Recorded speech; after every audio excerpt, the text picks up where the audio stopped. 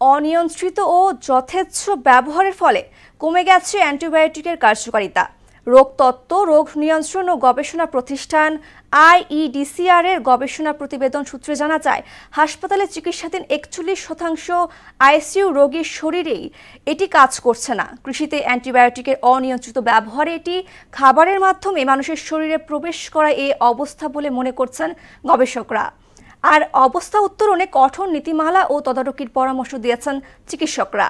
আরিফ রহমানের ক্যামেরায় উষা ফেরদৌসের রিপোর্ট। আধুনিক চিকিৎসা বিজ্ঞানে বিপ্লব ঘটিয়েছে অ্যান্টিবায়োটিক। নিউমোনিয়া থেকে শুরু করে বড় ধরনের অস্ত্রোপচার সবখানেই এটি জীবন রক্ষাকারী ভূমিকা পালন করে। কিন্তু অনিয়ন্ত্রিত ব্যবহারের ফলে দ্রুত কার্যকারিতা হারাচ্ছে অতি প্রয়োজনীয় এই চিকিৎসা উপকরণটি। বেশিরভাগ মানুষ জ্বর, সর্দি, কাশি বা পেটের সমস্যা হলেই অ্যান্টিবায়োটিক খেয়ে থাকে, যদিও এসব রোগের বেশিরভাগই ভাইরাস জনিত। এর ফলশ্রুতিতে ব্যাকটেরিয়া আরো শক্তিশালী হয়ে ওঠে। যখন আবিষ্কার হয়েছিল আলেকজান্ডার ফ্লেমিং, তখন যেটা বলছিল যে একটা সময় অ্যান্টিবায়োটিকের কারণে মানুষ মারা যাবে, তো এটার একটা নির্দিষ্ট ডোজ আছে যা হয়তো 5 দিন বা 7 দিন খেতে হয়।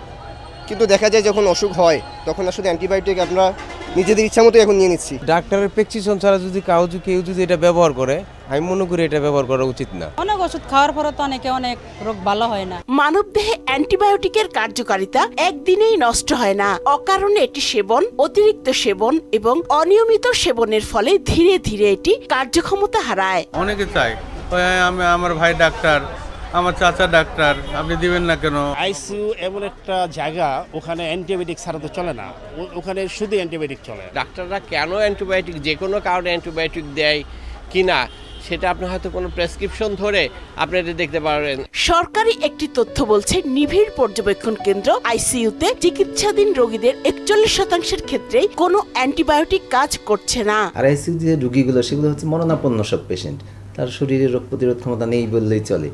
সো ওইখানে মাল্টিপল অ্যান্টিবায়োটিক্স একই সাথে একই রোগীর শরীরে ব্যবহার করা হয়, যার কারণে এখানে রেজিস্ট্যান্সটা সবচেয়ে বেশি। আর ICU বাদে যেখানেই যান আপনি সেখানে কম বেশি রেজিস্ট্যান্স আছে। কৃষি ও খাদ্যপণ্যে এর অনিয়ন্ত্রিত ব্যবহারও কার্যকারিতা কমে যাওয়ার অন্যতম কারণ বলেও জানান তিনি।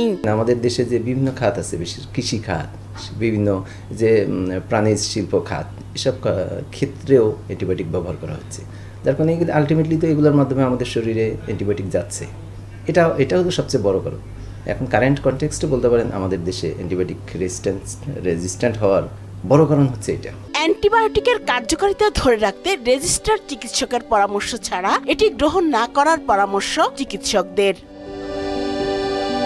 উষা ফেরদৌস, মোহনা সংবাদ, ঢাকা।